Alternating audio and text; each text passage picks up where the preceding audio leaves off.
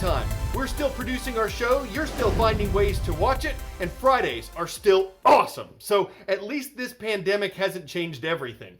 I'm Carl Azus for CNN 10. Some American intelligence officials say it may never be known exactly where COVID-19 came from.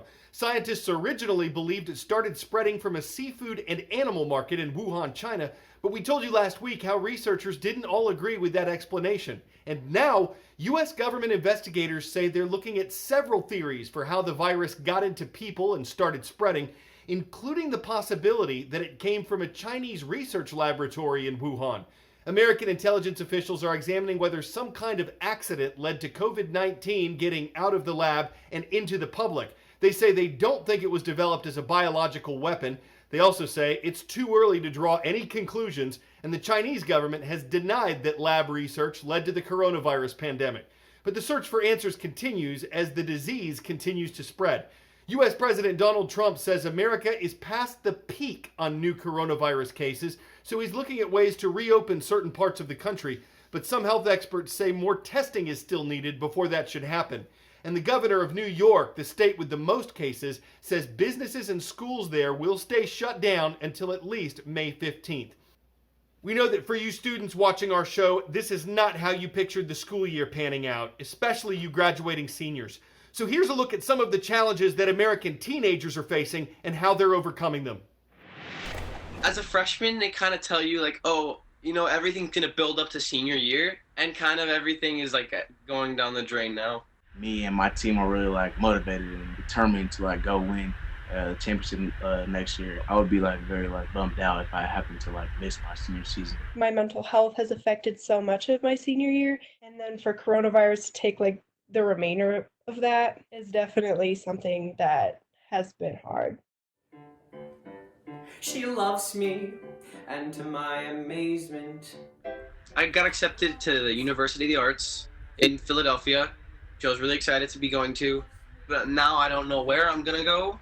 My mom lost her job. My dad might get laid off. I don't know what's gonna happen with him. So if we can't afford to pay the bills, then I might have to go to community college or something like that. I've kind of come to terms with it, but it's also depressing to think about because,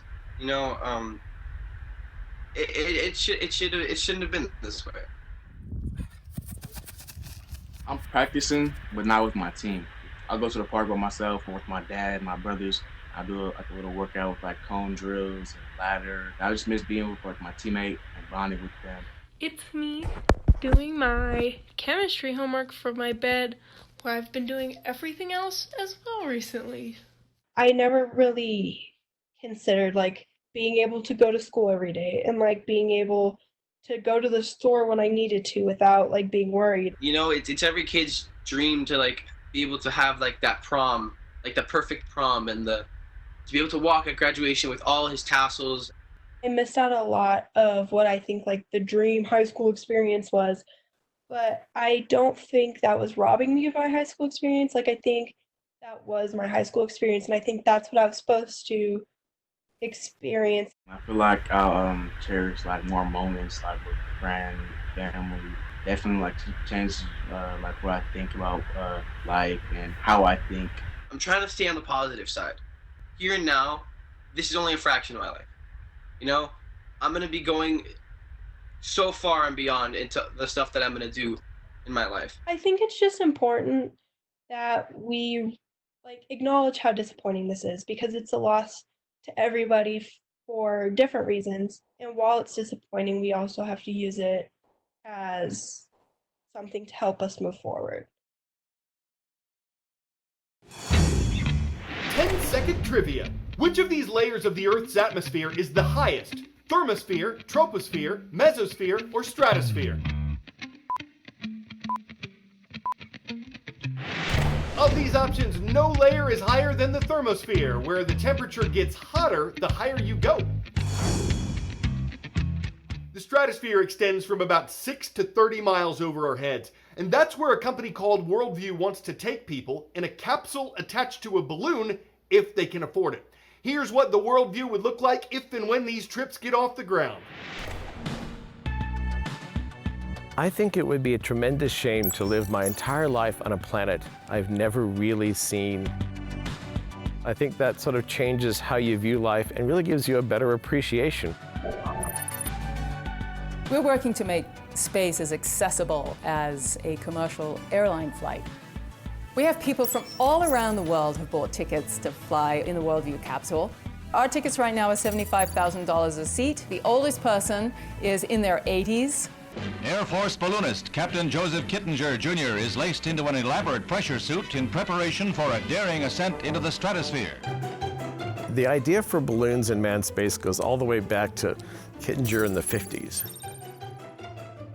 Before the age of rockets and the great space race, we were using high-altitude balloons to take people to the edge of space. And so it's this really old idea that's laid dormant really for the last 60 years, and it seemed to us time to bring it back. As we began to develop that project, the StratX program came along. The team really gelled around taking Alan Eustace to the edge of space and having him jump from the edge of space down very quickly. The team and that technology essentially formed the basis of Worldview. The balloon that takes the capsule up is about the size of a football stadium. So imagine looking out the window when it's completely dark out and there's an incredible starscape outside, like really nobody has seen except the astronauts. And you'll see the sun start lighting up the planet below you. You'll see the curvature of the Earth, but the sky will still be black. It's going to be the most extraordinary sight. When it's time to come back, we open up a big parafoil that is about 3,200 square feet, the largest parafoil that's ever been operated. This parafoil, for example, is about 1,200 square feet, so it'd be about 3 times bigger than this one. The balloon itself falls essentially in a big ball of plastic towards the Earth, but then a team goes out and collects the balloon, and it gets turned into plastic bottles. We really feel that taking people up in this way is going to really open the door to a space experience in a way that you really can't do any other way. Humans have always explored. We've always gone beyond. We always have, and we always must. That's what, in large measure, makes us human.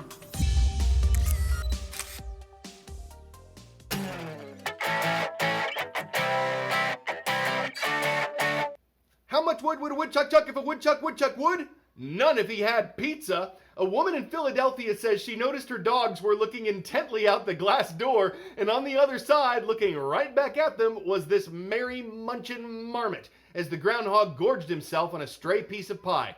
This apparently went on for an hour before the ravenous rodent wrapped his refection and rambled away.